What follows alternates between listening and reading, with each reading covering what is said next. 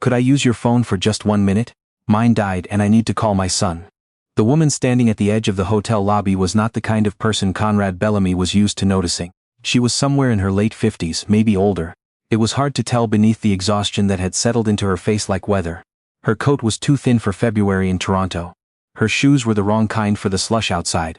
She held a plastic grocery bag in one hand and in the other, nothing, just fingers curling and uncurling at her side, like she was trying to hold on to something that wasn't there anymore. Conrad was 3 steps from the elevator when she asked him. He slowed without meaning to. The lobby of the Bellamy Grand was his family's hotel. The one his grandfather had built on King Street West in 1962, the one his father had nearly lost in 1998. The one Conrad had spent the last 20 years quietly, methodically restoring to what it once was. He knew every corner of it. He knew which chairs the concierge staff avoided because the cushions were uneven. He knew which elevator ran half a second slower than the others. He knew who belonged here and who didn't.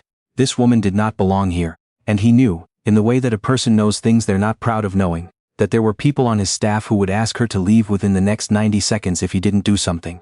He looked at her. She looked at him. Her eyes were very still. "Of course," he said, and handed her his phone. She thanked him quietly. She dialed a number she knew by heart. No hesitation, no scrolling, just 7 digits pressed in without looking down. She waited. Her face didn't change, but something around her mouth went tight. The way a person looks when a phone rings and no one answers. "Voicemail," she said, mostly to herself. She left a message. Her voice was steady, but her hand holding the phone had the faint tremor of someone who had been cold for too long. She said, "It's Mum. I'm at the Bellamy on King. Could you come? I'll be near the front." She handed the phone back. "Thank you," she said. "I'm sorry to bother you." "You didn't bother me." She nodded and moved toward one of the chairs near the window. The ones with the good view of the street, the ones Conrad's events coordinator had reupholstered in navy 2 years ago. She sat down very carefully, like she wasn't sure the chair was meant for her. Conrad stood there for a moment longer than he should have. Then he got in the elevator. He told himself she would be fine. Her son would call back. She would be fine. He had a 7 o'clock call with the bank. The Eastern Wing renovation was 3 weeks behind schedule. His brother Philip had left 2 messages that Conrad had not returned because he knew, without listening to them, exactly what they would say. He had a great many things to think about that were not a woman in a thin coat sitting by the window of his hotel lobby. The call with the bank went long. It always went long. The man on the other end had a way of speaking in slow, measured sentences that Conrad had once mistaken for caution and had since come to understand was simply the way the man moved through the world. Unhurried, unbothered, comfortable in ways that Conrad had never quite managed to be. When it was over, Conrad poured 2 fingers of whiskey he didn't particularly want, and stood at the window of his office on the 14th floor, looking down at King Street. The city was doing what it did in February, enduring. Salt-stained and gray and full of people walking fast with their heads down, getting where they needed to go. He thought about the woman downstairs. He wasn't sure why. He set down the whiskey glass and went back to the elevator. She was still there. It had been nearly 2 hours. She was sitting in the same chair, her grocery bag on her lap, looking out at the street with the patient, practiced stillness of someone who had learned not to take up too much space. Conrad crossed the lobby and sat down in the chair beside her without entirely deciding to. She looked at him, mildly surprised. "He hasn't called back?" Conrad asked. "Not yet." She paused. "He works evenings. He might not have his phone on him. Is there someone else you can call?" She considered this for a moment with more seriousness than the question probably warranted. "Not really, no." Conrad looked at her hands. They were resting on top of the grocery bag, very still now. The knuckles were raw from the cold. "Have you eaten?" he asked. She looked at him the way people look when they're trying to figure out if a question is a kindness or a transaction. "I'm all right," she said. "I'm going to have something sent from the kitchen," he said. "You don't have to eat it, but it'll be here if you want it." She was quiet for a moment, then, "That's very kind." Her name, he learned over the next hour, was Bernadette Hale. She had lived in Scarborough for 31 years, in the same house where she had raised her son Adrian. The house was gone now. Not dramatically, not all at once, but in the slow and grinding way that things go when you sign papers you don't fully understand, when you trust people you have known your whole life, when you believe that the people closest to you are telling you the truth. She did not tell him all of this at once. She told him the way people tell things when they're not sure they have the right. Carefully, leaving gaps, watching his face to see if he was listening or waiting for her to finish. He was listening. Conrad was not a man who people described as warm. His ex-wife Renata had once told him, not unkindly, that he was the kind of person who cared deeply about things but showed it only in the doing of things, never in the saying of them, and that this was both his best quality and the reason she was leaving. He had not argued with her because she was right, and because he understood, even then, that some truths land differently depending on who says them. He had a son of his own, Elliot. 17 years old, living with Renata in Vancouver, calling on Sundays when he remembered. Conrad kept the calls. He never said this to Elliot, who was 17 and should not have to manage his father's feelings. He thought about Elliot while Bernadette Hale talked about. He's a good boy, she said. He really is. When his uncle got involved, he didn't know how to. She stopped, started again. Gregory has always had a way of making things sound reasonable. Gregory, the name landed differently than the others. Gregory Hale? Conrad asked. Gregory Murch, my brother-in-law. She looked at Conrad more carefully now. Do you know him? Conrad knew him not well, not the way you know a friend, but the way you know a person who moves in the same circles as your family, and has always been slightly too comfortable in rooms he hasn't been invited into. Gregory Murch had approached Conrad 3 years ago with a development proposal, a boutique hotel concept on the lakeshore, that had sounded plausible until Conrad had his lawyers look at the ownership structure, at which point it had sounded like something else entirely. Conrad had declined. He had not thought about Gregory Murch since. He thought about him now. Tell me about the house, Conrad said. The house had been paid off. Bernadette and her late husband Edmund had bought it in 1991, when the neighborhood wasn't fashionable, when the price was low enough that a school secretary and a transit driver could manage it if they were careful. They had been careful. They had paid it off in 2014. Edmund had died in 2019. Sudden, a Tuesday morning in March, and Bernadette had lived there alone with the garden Edmund had planted and the kitchen he had tiled himself, and the memories that accumulate in a house like sediment over 30 years. Then Gregory Murch had come to her with paperwork. He was Adrian's uncle. He had been at their wedding. He had held Bernadette's hand at Edmund's funeral. He had told her, in the warm and reasonable tone that was apparently his signature, that he had found a way to help her, that if she signed the property over to a numbered company he managed, he could protect it from the estate taxes that he claimed falsely were about to be levied. He had used words she did not know.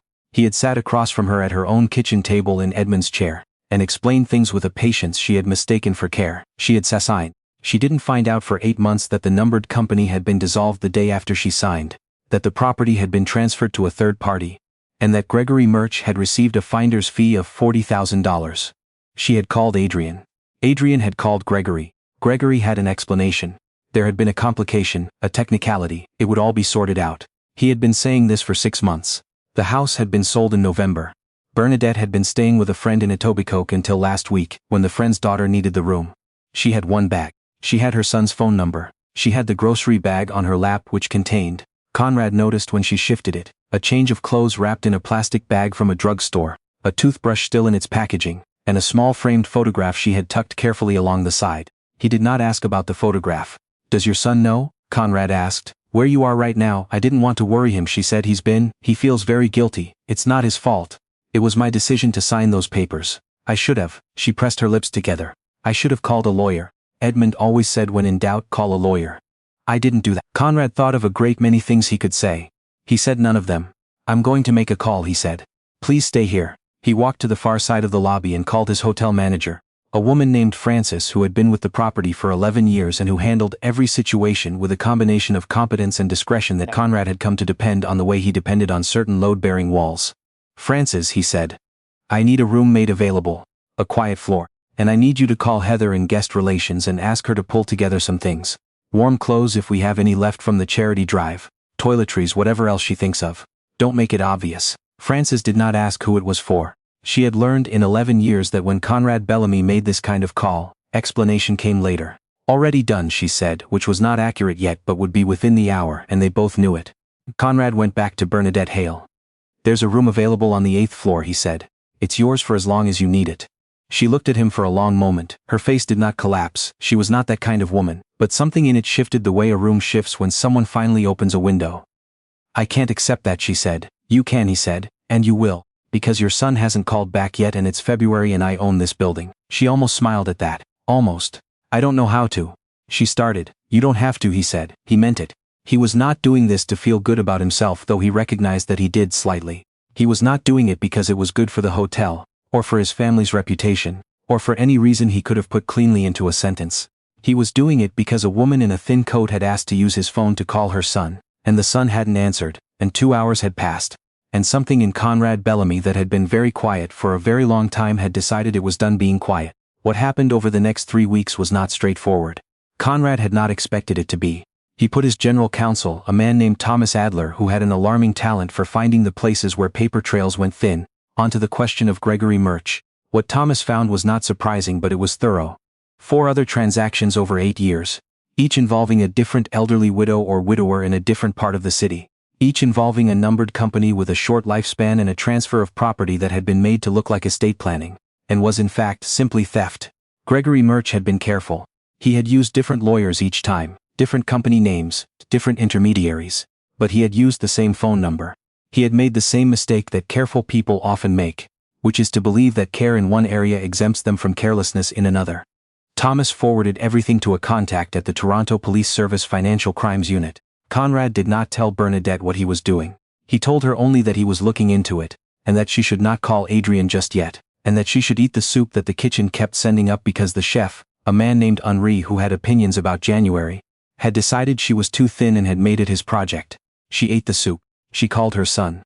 Adrian Hale was 29 years old, and worked as an emergency dispatcher, and had been living with guilt for 8 months that had carved something out of him, that Conrad recognized the shape of without being able to name it exactly. He came to the hotel on a Thursday evening, and sat across from his mother in the room. Conrad had arranged and held her hands and didn't say anything for a while, because there wasn't anything to say that was large enough for what he was feeling.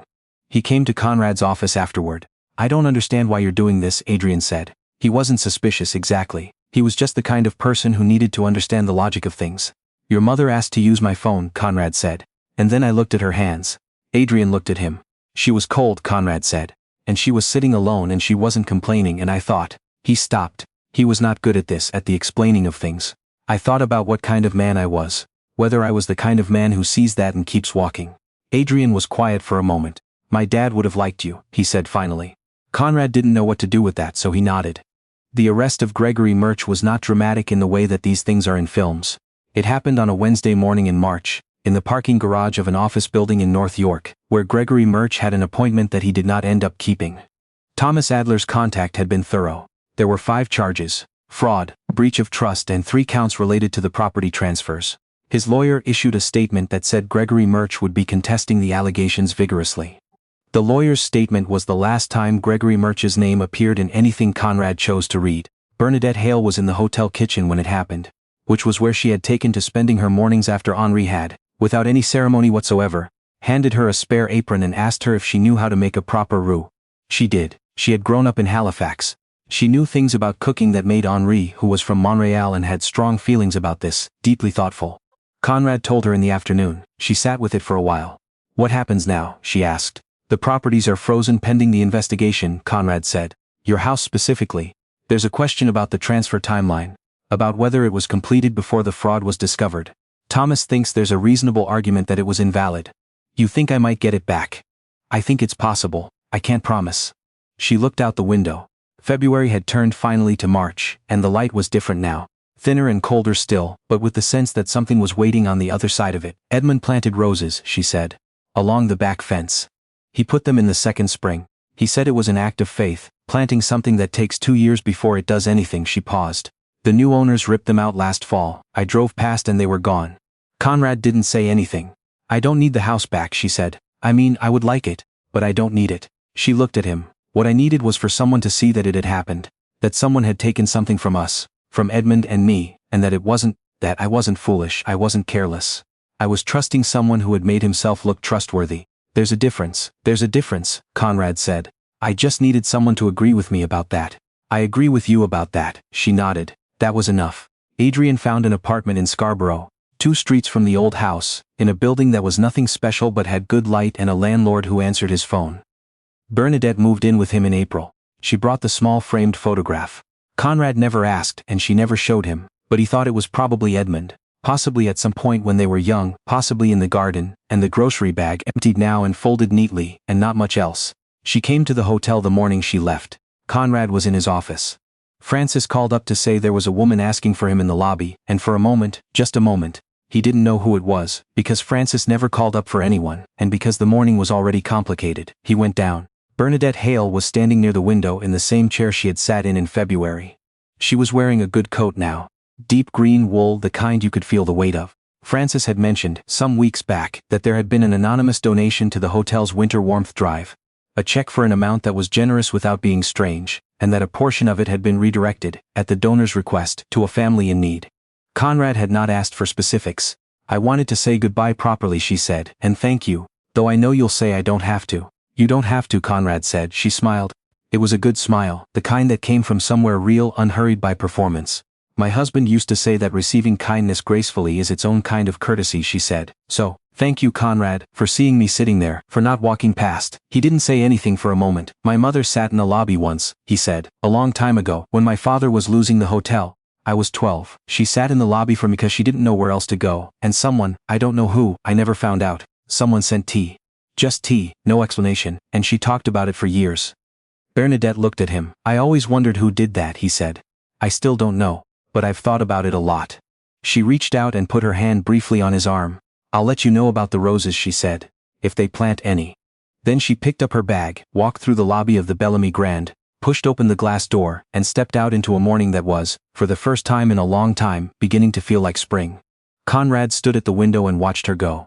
Then he went back upstairs to his office, to the calls that were waiting, to the things that needed doing, but lighter, somehow, less burdened, as if something that had been pressing against the inside of his chest for years had finally quietly decided to let go.